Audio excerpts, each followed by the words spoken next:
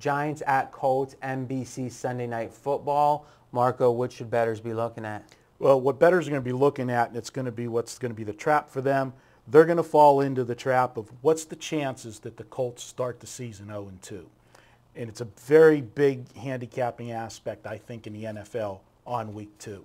Okay, so let's dig into that quickly in general and then talk about how it applies here.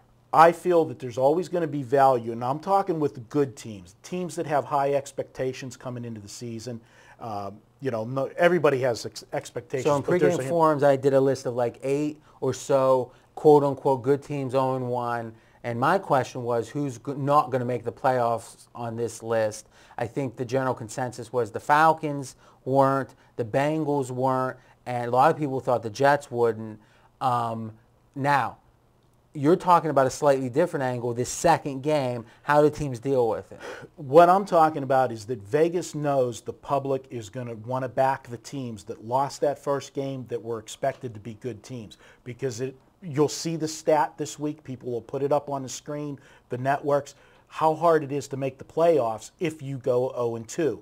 So with that thought and process, a team like the Colts, who were in the Super Bowl last year, and a lot of people expect a good chance to go back to the Super Bowl, they got to win this game, or history says they're fighting an uphill battle.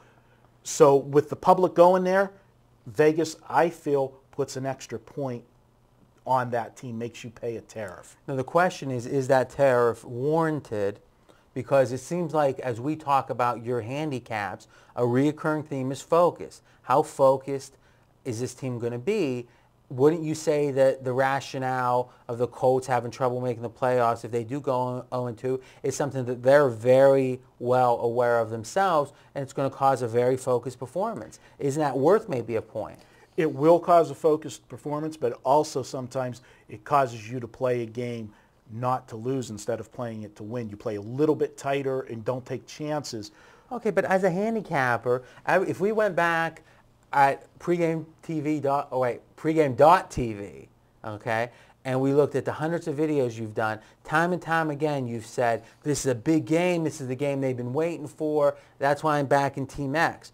If I would have replied, wow, the fact they've been waiting for it is going to make them nervous. How do you as a handicapper decide when an important game is going to cause a team to focus and perform well, and when is it going to cause them to be nervous? Well, it's clear to me, I've always looked at the must-win factor. And when it's a must-win factor, I'm on the opposite side of the team that's in the must-win. So you think that a big game causes focus that likely is going to be good performance, but a must-win is what causes nerves? Yes. Now, wouldn't Peyton Manning be about the last guy that's going to be susceptible to nerves the second game of a season?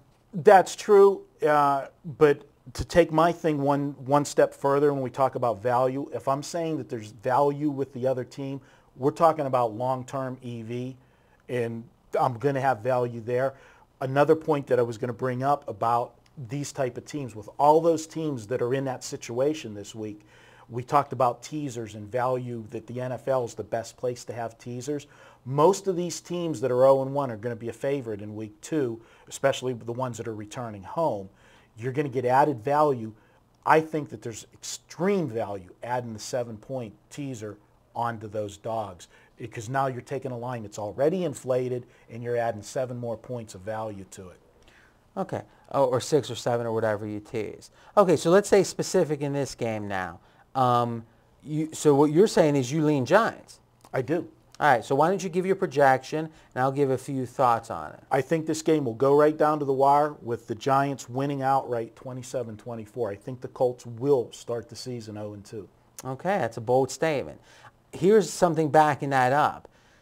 The Colts are one of the best road teams in the NFL, not relatively as good at home. They're a better team at home, but usually you should be +3 on the road, -3 at home, 6-point spread. That's not the case with the Colts.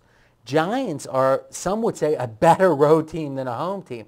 One, there's the talk about Manning, the Giants Manning, Eli has trouble with the wind in New York. Now, I'm not sure how that new stadium's treating him. That's something we should think about as the season progresses.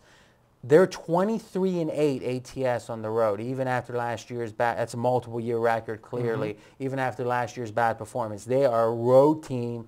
Colts are a road team. Advantage Giants. Now, does that make sense? Makes sense. All right. And I'm not sure how much this means. They played 4 years ago, because this is almost like the Williams sisters in tennis. It's a rare situation where brothers are playing.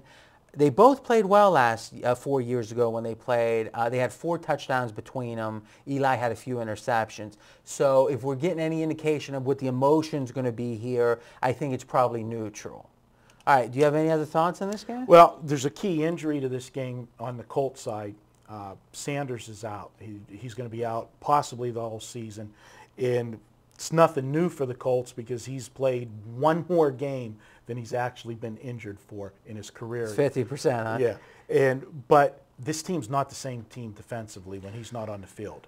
So it seems like you could have both the reality of not having him this game, but also the emotional negativity of here's one of the guys that's the difference maker for us out potentially for the year. And you alluded to it last week when we talked about the Houston game, which was a good pick on your part. Kudos to you. Indianapolis got a little bit of offensive line problems. There's not continuity there, and I think this team's going to struggle a little bit. Forget about running the ball. If they're going to win, Peyton is going to have to throw the ball a lot more than they need to.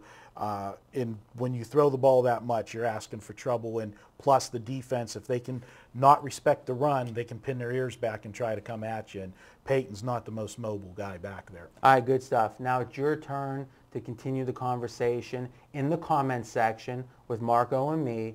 Next up, Monday Night Football, we have the Saints at the 49ers.